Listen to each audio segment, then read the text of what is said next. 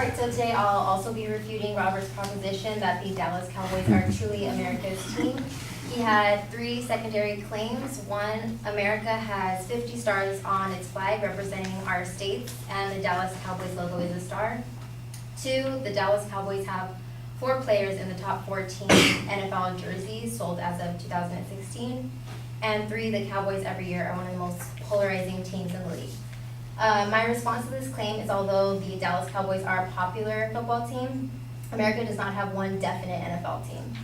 His first claim that the Cowboys logo represents the American flag because of the star, he does not give any evidence to prove this connection actually exists. Instead, he makes an inference leap, but it's too broad of a leap to make.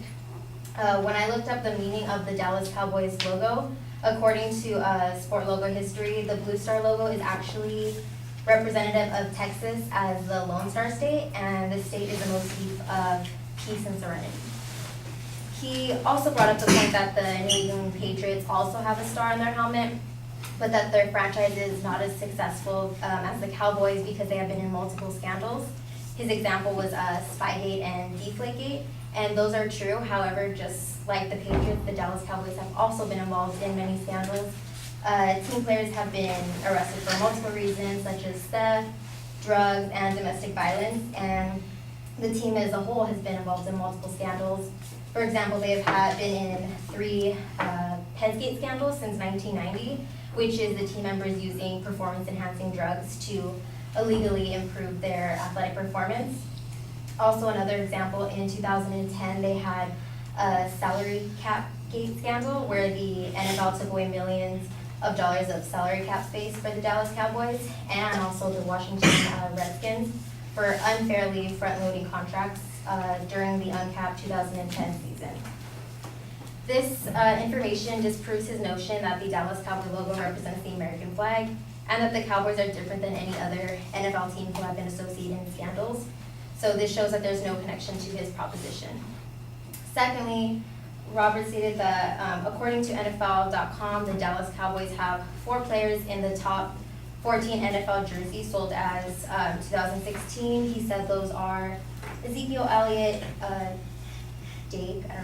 Prescott, Dez Bryant, and Jason Witten. And number 1 and number 2 are Ezekiel Elliott and Dak Prescott.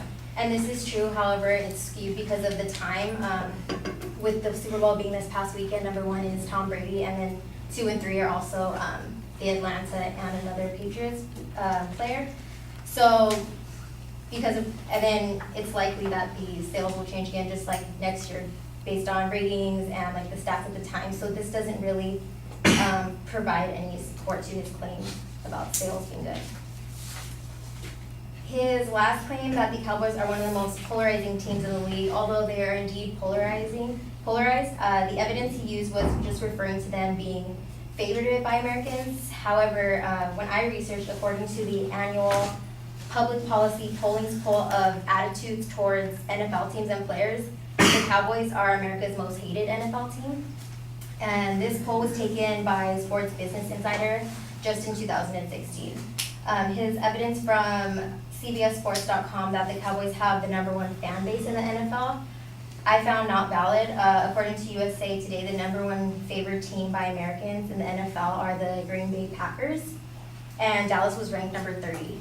And it was said that they used to be a lot higher but have been plummeting down the rankings recently.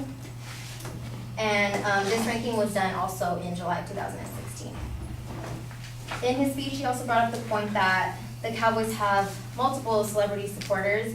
He used the examples of LeBron James and Jamie Foxx, and those are fans of the Cowboys, but this does not confirm that they are America's team because many other NFL teams also have celebrity supporters. For example, Barack Obama is a fan of the Chicago Bears and Mark Wahlberg is a fan of the New England Patriots.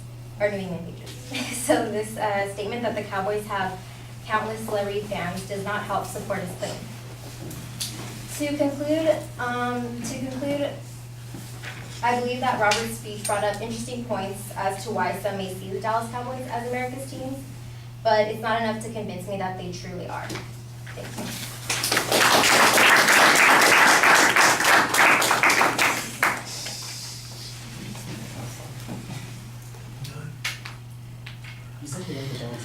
Not a lot of cowboy love going on around here.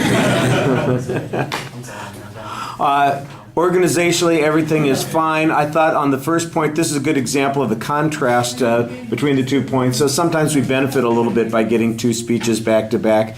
We got a different perspective on this. I like the fact that you went into the history of the logo and found that it's really more about the Lone Star State, which of course seems to focus not on the country as a whole, but rather on the state that the Cowboys happen to be playing in. And it's more regional pride than it is national pride. I thought that was an interesting attack that you're making there. On the issue of the scandals, I thought you did a very solid job indicating a variety of scandals that the Dallas team had been involved in, and certainly it's not any different than any other team. And I do think there's a problem with the premise that whether or not you have scandals affects whether or not you are America's team. I think that there's something wrong with that, and maybe a stronger argument could be made for that. On the jersey issue, you didn't really talk about ticket sales or anything, but you did talk about the jerseys, and I thought you gave a good explanation. It's all primarily a matter of timing, and that worked pretty well. And then the issue about them being the most polarizing team, I thought it was interesting where you talked about the fan base. You had a good counterclaim on the fan base, and you had some data on each of these points. So you cited a source on each of these points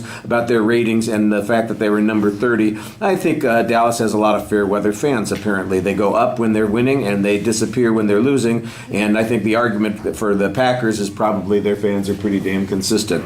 So, and the celebrity thing, I think the same thing. We could just keep counting celebrities on each side. I don't know that that's going to get you anything. All right, thank you.